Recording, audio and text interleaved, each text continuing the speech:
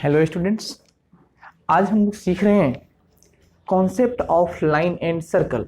यानी किसी लाइन और सर्कल का एग्जैक्टली टू डायमेंशनल प्लेन में क्या क्या रिलेशनशिप पॉसिबल है। तो आइए आज हम स्टार्ट करते हैं।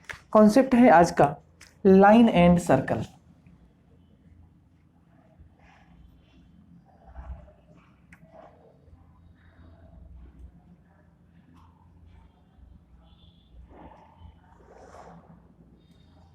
ध्यान दीजिएगा, लाइन एंड सर्कल में आपको मैं सिखाऊं। सपोज करिएगा कि अपने पास एक ये सर्कल था, एक सर्कल है जिसका सेंटर हमने सी पे ले लिया।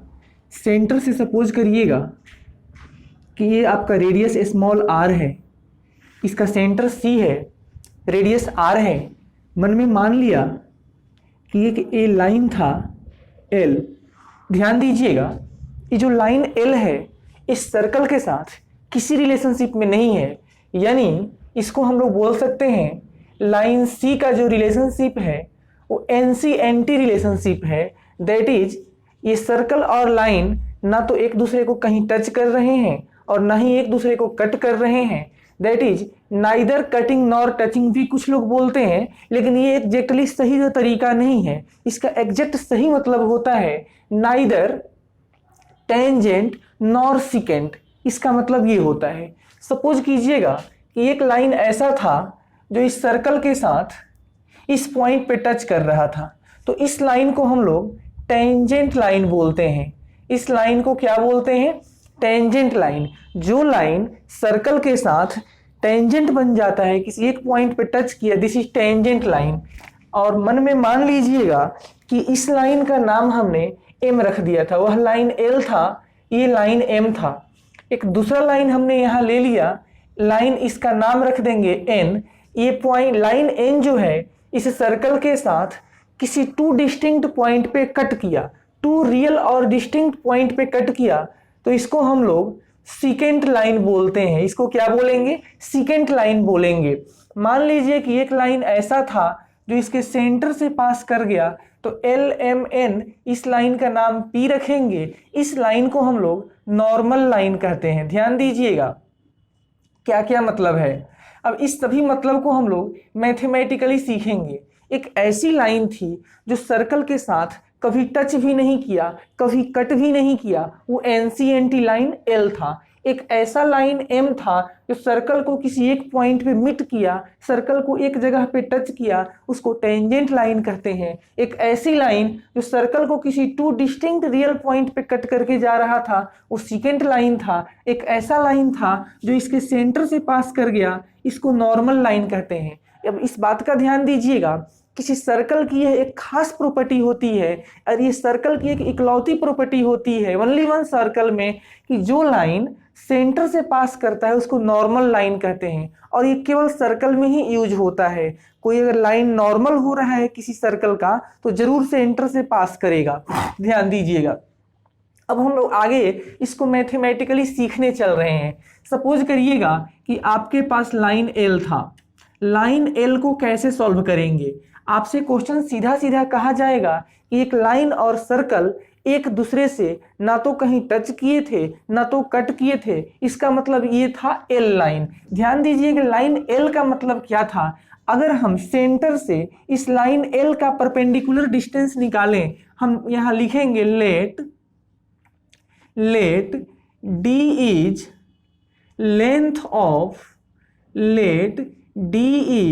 Length of perpendicular from centre to any line. Let D is length of perpendicular from centre to any line, किसी भी लाइन के लिए। अब यहाँ कंडीशन लिखेंगे न, यहाँ पे लिख देता हूँ, यदि if distance D is greater than R, अगर ये डिस्टेंस यानी सेंटर से लाइन का परपेंडिकुलर डिस्टेंस, ये डिस्टेंस रेडियस से ज्यादा था, दैट इज आपका लाइन एल था और वो एनसीएनटी लाइन था। आगे चल रहे हैं, लाइन एम की बात कहेंगे आपसे। अगर सेंटर से लाइन एम का परपेंडिकुलर डिस्टेंस लिया गया और वो डिस्टेंस डी था और वो डिस्टेंस रेडियस आर के बराबर आ गया, तो आपका लाइन वहां पे टेंजेंट बन जाएगा। नंबर 3, अगला लाइन है आपके पास लाइन एम एन के बाद एल एम के बाद एन था, लाइन एम के बाद आपको एन बताना पड़ेगा, ये लाइन एन है। ध्यान दीजिएगा, ये सेकंड लाइन का मतलब है कि अगर हम सेंटर से लाइन एन का परपेंडिकुलर डिस्टेंस लेंगे तो रेडियस से कम आएगा। दैट इज अगर हमारा जो ये डिस्टेंस है वो लेस देन आर आ जाएगा, इस वक्त हमारा जो लाइन और सर्कल टू डिस्टिंक्ट पॉइंट पे कट करेंगे और एग्जिस्टिंग सिचुएशन जो होगा वो सेकंड लाइन का होगा। और इसके बाद आप सीख लीजिए मेरे से लाइन पी की कहानी, यानी नॉर्मल की कहानी।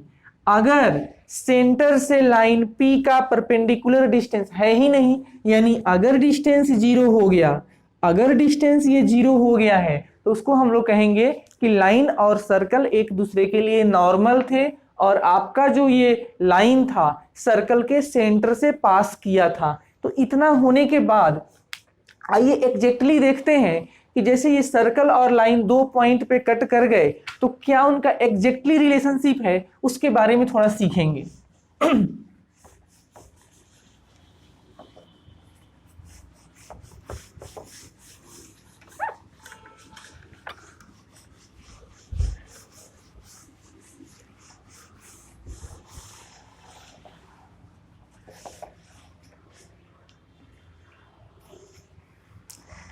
तो हम सीख रहे हैं, सपोज कीजिएगा कि अपने पास वही सर्कल है पहले वाला, सर्कल बनाने का वैसे कोई जरूरत ही नहीं है। मान लिया लेट कि अपने पास एक सर्कल है second degree curve X square plus Y square equal to A square, एक सर्कल था और एक लाइन था हमारे पास L, y is equal to M x plus C. ये दो हमारे पास कंडीशन है और सपोज करते हैं कि लाइन L और सर्कल एक दूसरे को अब इंटरसेक्ट करने जा रहे हैं, तो क्या क्या पॉसिबिलिटी होगा। हम सबसे पहले जब ये कर्व और ये कर्व इंटरसेक्ट करेंगे तो दोनों को हम मिक्स करने वाले हैं। दैट इज इस y का वैल्यू उठाकर यहाँ रख देंगे, तो ये बनेगा एक्स स्क्वेयर प्लस y के बदले m x plus c the whole square equal to A square. ध्यान दीजिएगा ये हो जाएगा x square plus M square x square plus 2mcx plus c square minus A square is equal to 0। और इसको मैं बोलने वाला हूँ x square 1 plus M square plus 2mc into x plus ये आपका ब्रैकेट है यहाँ c square minus A square equal to 0। ध्यान दीजिएगा ये क्वाड्रेटिक इक्वेशन आ गया, जो हमारे पास जो यहाँ सिचुएशन एग्जिस्ट कर रहा है यह x के लिए एक क्वाड्रेटिक इक्वेशन है। इस क्वाड्रेटिक इक्वेशन को सॉल्व करना होगा और आइए सीखते हैं क्या क्या पॉसिबिलिटी यहाँ बन सकती है, तो उसके बारे में हम एक एक करके अब सीखेंगे। ध्यान दीजिए आप क्या क्या पॉसिबल सिचुएशन यहाँ हो सकता है।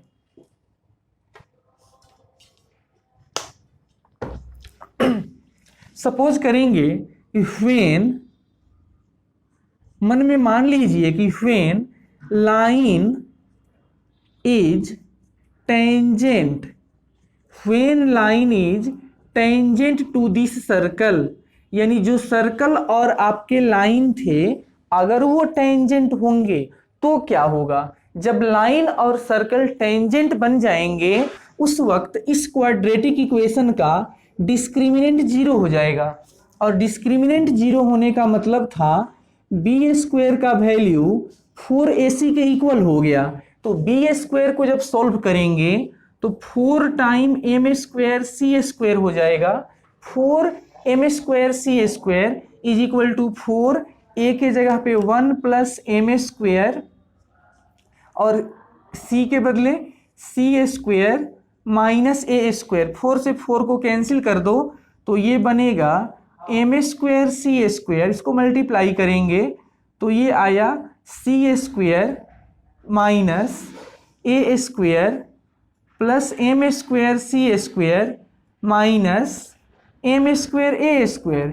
ये एम स्क्वेयर सी स्क्वेयर को जब कैंसिल करेंगे तो ये आ जाएगा इधर 0 और इधर देख लीजिए क्या बन रहा है, ये सी स्क्वेयर हो जाएगा और इधर minus A square minus M square A square, minus A square को कॉमन कर लिया तो माइनस ए square into 1 plus M square और यहाँ से आ जाएगा C square is equal to A square into 1 plus M square. ध्यान दीजिए यहाँ से सी का वैल्यू आता है plus minus A 1 plus M square का whole root.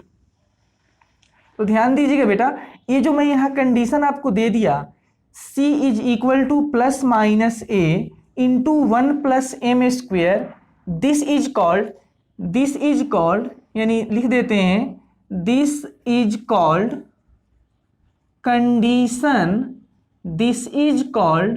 Condition of tangency. This is called condition of tangency. बहुत खास फॉर्मूला है और मैं आपसे ये बात यहाँ कह दे रहा हूँ अभी से कि अभी से याद करके चलिए इसको। अगर अभी याद कर लीजिए तो अभी वक्त है, अगर अभी याद नहीं करोगे तो आगे चल के इलिप्स और हाइपरबोला में कोई चांस नहीं है, वहाँ रटना ही पड़ेगा।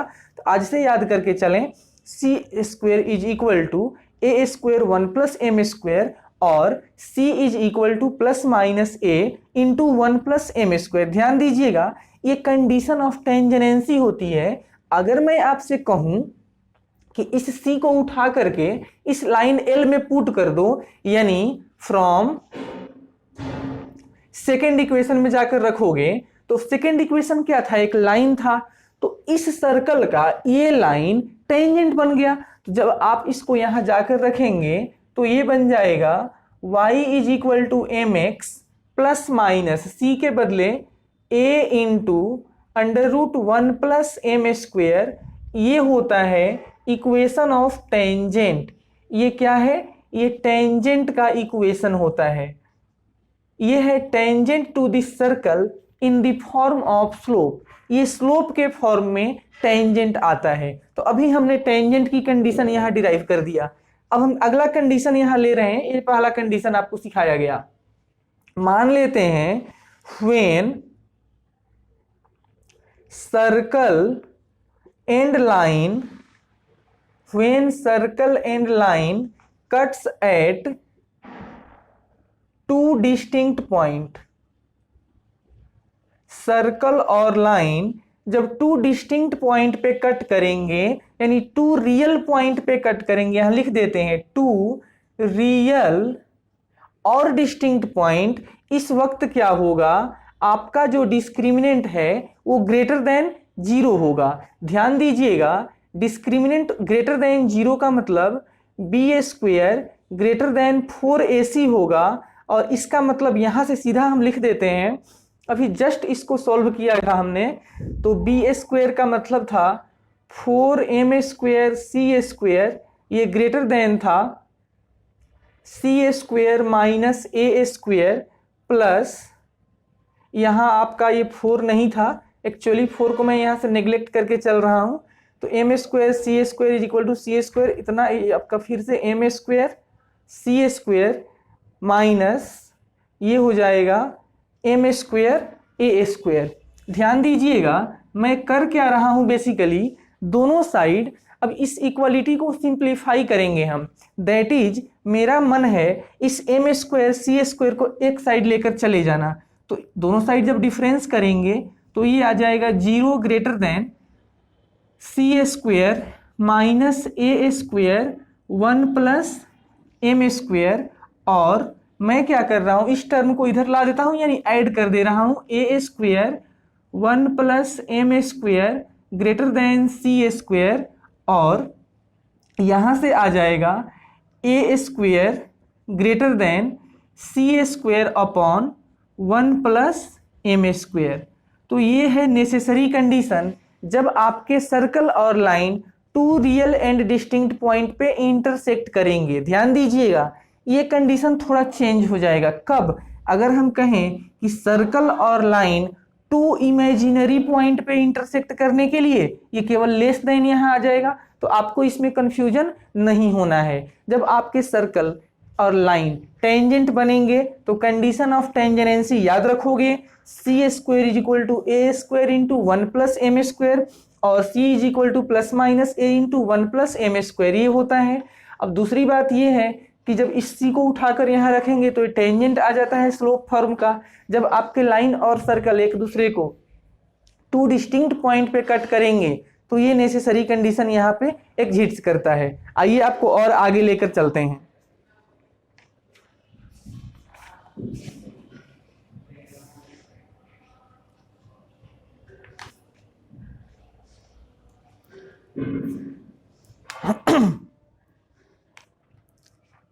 अब एक क्वेश्चन करते हैं हम लोग, फिर उसके बाद आगे बढ़ेंगे, है ना।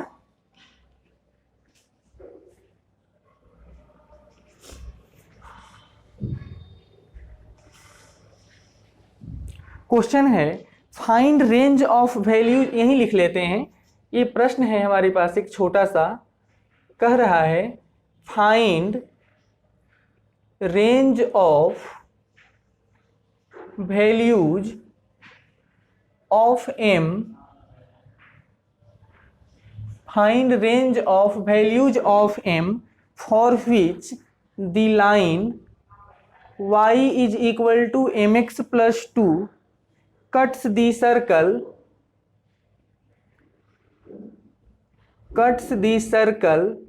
at two real and distinct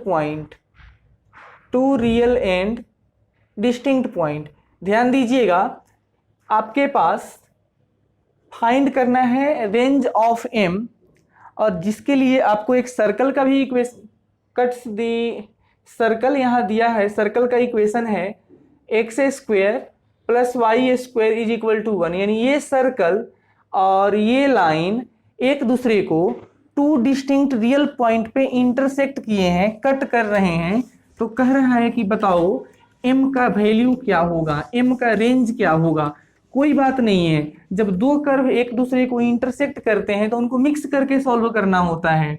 ध्यान दीजिए, ये एक्स स्क्वायर है और y के बदले क्या रखना है, mx प्लस 2 का whole square is equal to 1 X square, ये वाई स्क्वायर इक्वल टू 1। जब मिक्सिंग करके सॉल्व करेंगे तो एक्स स्क्वायर ये 1 plus M square plus 4mcx plus 3 is equal to 0। Exactly ये 4 होगा, इस 1 को इधर किया तो 3 इक्वल टू 0।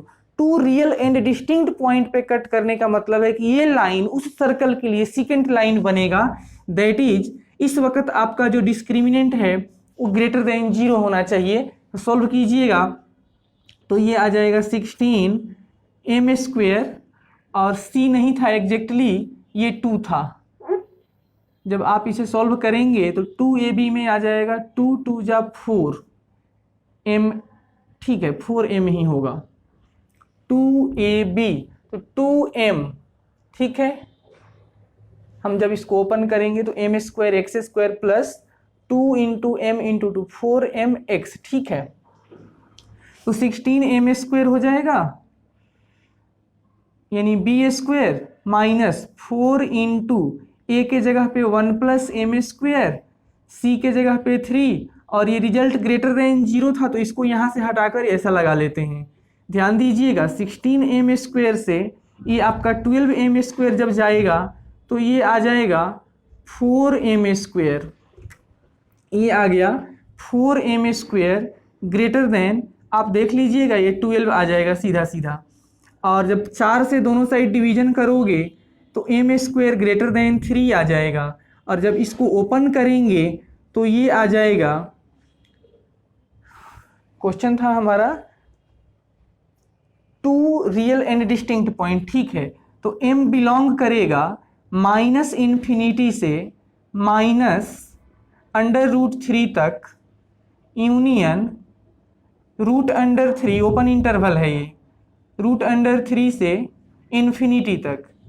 अगर रियल एंड डिस्टिंक्ट पॉइंट पे कट करना है तो ये बात बनेगा यहाँ पे, ठीक है। अगर सपोज करिए, अगर इसी में हमारा कंडीशन है कि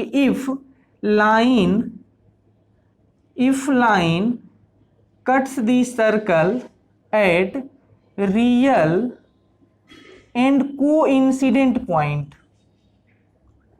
अगर क्वेश्चन कहेगा कि आपका लाइन और circle real and coincident point को कट कर रहा है, यानी एक ही पॉइंट पे दो बार कट कर रहा था, तो उसके लिए क्या करेंगे, उसके लिए आपको लिखना होगा डिस्क्रिमिनेंट ग्रेटर देन 0 तो ठीक है, इक्वल टू भी 0 करेंगे। अच्छा 1 मिनट, मेरे ख्याल से इसमें कुछ प्रॉब्लम लग रहा है, ये सही है। इसको ओपन किया तो m² x² ये 4, ये ठीक है। 2ab करोगे तो 2m इंटू 4 ठीक है। तो इसको b² में 16m², 4 into a into c में यहाँ तक ठीक है।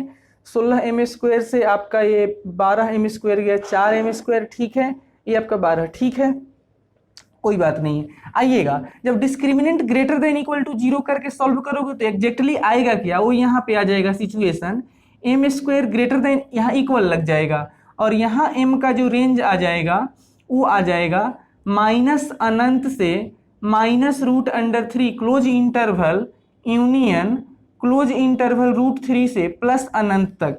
ये इंटरवल होगा जब रियल और कोइंसिडेंट पॉइंट पे आपका सर्कल कट करेगा तब। तो ये बात हो गई, एक छोटा सा एग्जांपल दिया, लाइन और सर्कल जब कट करेंगे तो ये इसका एग्जिस्टिंग रिलेशनशिप है, आपको और थोड़ा आगे लेकर चल रहे हैं।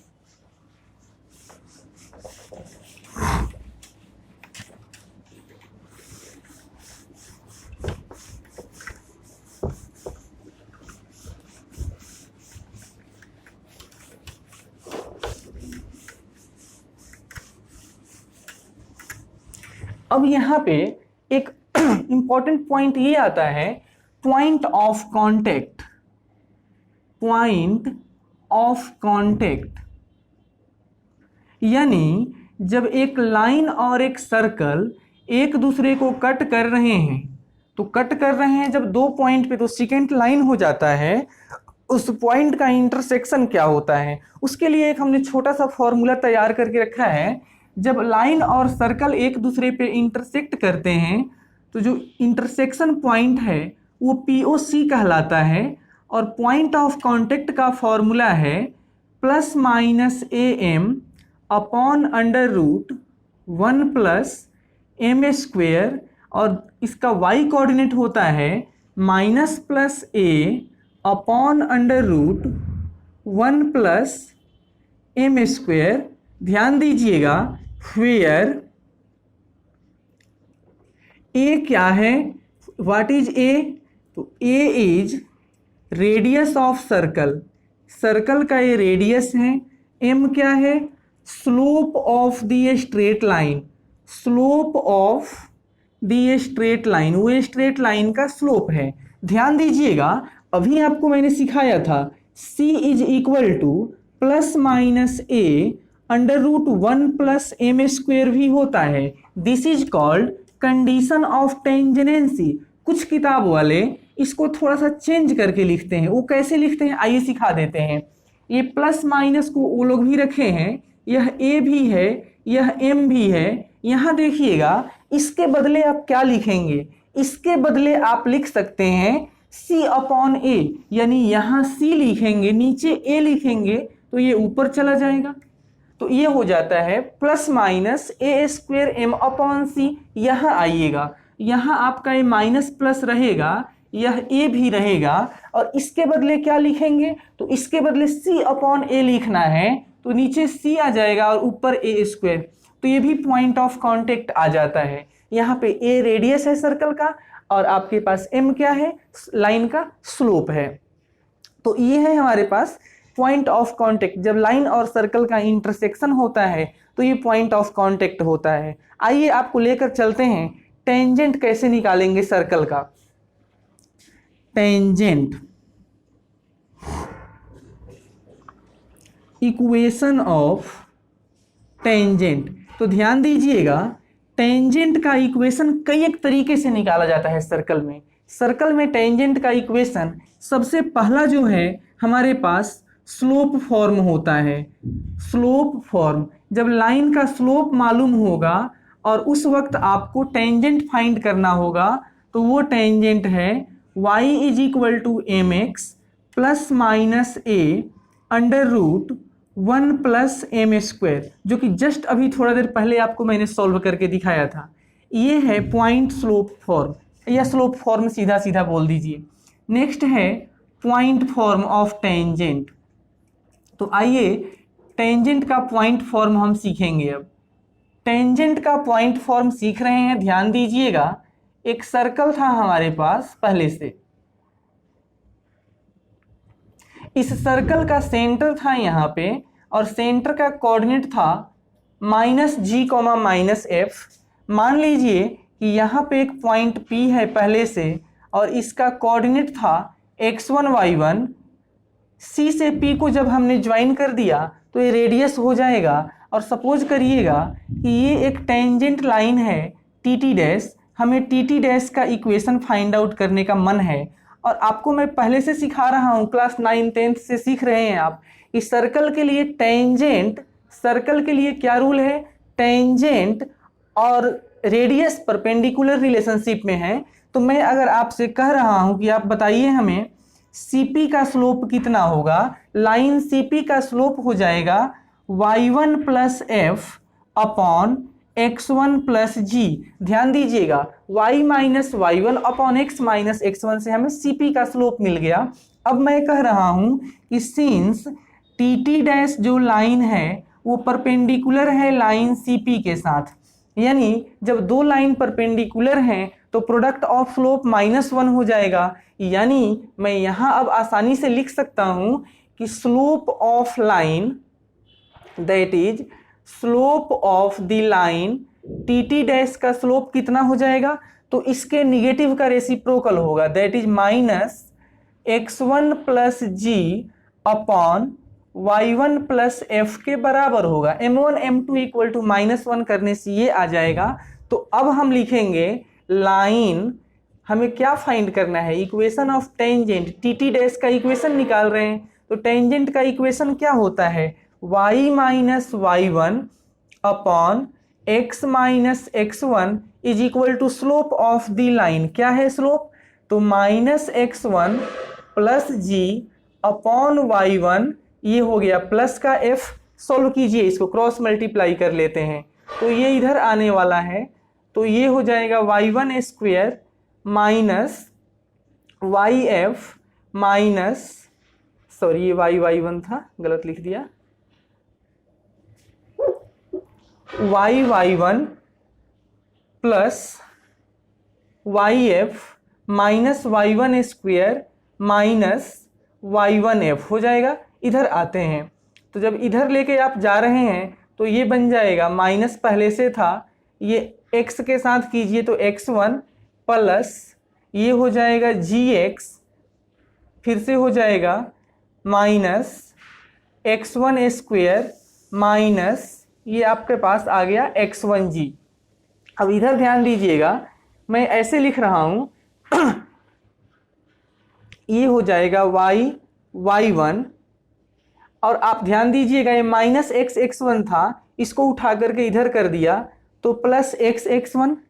अब ध्यान दीजिएगा आपके पास यहाँ पे है प्लस ये yf ये वाला माइनस ये है y1f। ध्यान दीजिएगा हम क्या कर देते हैं, अब ये टर्म इधर आ चुका है और इसको जब इससे मल्टीप्लाई करेंगे तो ये प्लस x1 स्क्वायर, ये माइनस y1 स्क्वायर था तो इधर आके y1 स्क्वायर हो जाएगा।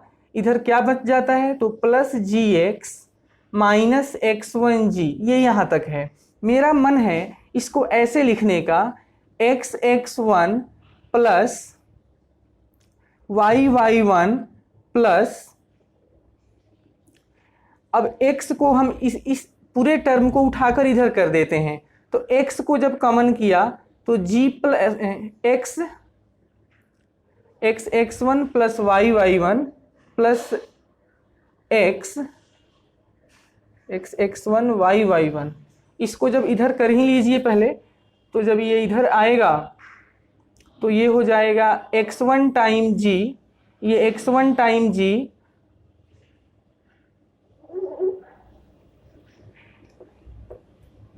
X x one plus Y one plus g x plus x one, अभी इसको क्लियर करेंगे, plus f y plus Y one, ठीक है यहाँ तक, इज इक्वल टू, ये हो जाएगा X one square plus Y one square plus 2g(x1) plus 2f(y1). अब ध्यान दीजिए यहाँ पे किया क्या एग्जैक्टली मैंने, आपको यहाँ पे क्या चाहिए था, ये दोनों टर्म एजिटिव आ गए, आपको y इंटू एफ चाहिए, y इंटू एफ यहाँ पे अवेलेबल है, y इंटू एफ जब यहाँ पे अवेलेबल है तो इसको रहने दीजिए, ये टर्म यहाँ नहीं था, f(y1) इधर नहीं था, तो ध्यान दीजिएगा इसके बदले यहाँ एडजस्टमेंट कर रहा हूँ, यानी आपके पास f(y1) नहीं है तो इसको जब इधर करेंगे, जब आप इस f(y1) को इधर लेके आइएगा तो कितना हो जाएगा, f(y1) इधर आ जाएगा, यानी एग्जैक्टली मैंने दोनों साइड उसको ऐड कर दिया ना, f(y1) इधर भी और f(y1) उधर भी। उसी तरीके से यहाँ देख लीजिएगा, यह gx1 को इधर लेकर आ गया, gx1 यहाँ आ गया, तो gx तो यहाँ नहीं था पहले से, gx को नहीं था तो gx उधर भी कर दिया और gx इधर भी कर दिया, यानी कि आपको एग्जैक्टली यहाँ gx चाहिए तो इस gx को उठाकर इधर कर दीजिए, gx बन जाएगा, कोई दिक्कत वाली बात नहीं है। अब यहाँ मैं क्या कर रहा हूँ, एक और काम नया कर देते हैं, ये हो जाएगा x(x1) plus y(y1) plus g time x plus x1 plus f time y plus y1, दोनों साइड c ऐड कर देंगे, तो x1 square plus y1 square plus 2g(x1) plus 2f(y1) plus का c। अब इसके लिए थोड़ा सोच लीजिएगा, ये जो पॉइंट x1 y1 था ये सर्कल पे था, तो अगर पॉइंट सर्कल पे था तो वो उसको सेटिस्फाई करेगा, और जब ये इसको सेटिस्फाई करेगा तो इसका रिजल्ट हो जाएगा 0, दैट इज ये आ जाएगा x(x1) plus y(y1) plus g time x plus x1 plus f time y plus y1 plus c is equal to 0। ये आता है equation of tangent in point form, ये है टेंजेंट का पॉइंट फॉर्म, मस्त बहुत ज़्यादा इंपॉर्टेंट है, इसको याद करके रखना पड़ेगा। और मैं आपको एक इसका ट्रिक समझा दे रहा हूँ कि इसको याद कैसे रखना है, टेंजेंट का जो ये पॉइंट फॉर्म है ये कैसे याद रखना है और इसको कहाँ यूज करना है। ये फॉर्मूला वहाँ यूज किया जाएगा जहाँ सर्कल पे एक पॉइंट दिया रहेगा, वहाँ ये यूज किया जाता है। अब सीखिए थोड़ा मेरे से, सेकेंड डिग्री कर्व जो है सर्कल का वो क्या था, X square plus Y square plus 2gx plus 2fy plus c is equal to 0।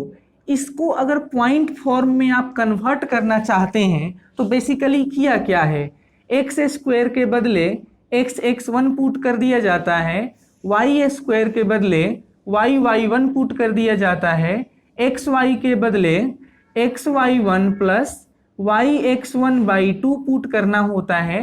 वो बात अलग है कि सर्कल में xy वाली टर्म नहीं होती है, लेकिन जब कोई दूसरा कॉनिक हम पढ़ेंगे वहाँ xy का रिप्लेसमेंट xy1 प्लस y(x1/2) से करेंगे। सिमिलरली x का रिप्लेसमेंट होता है x प्लस x1/2 से और y का रिप्लेसमेंट होता है y प्लस y1/2 से।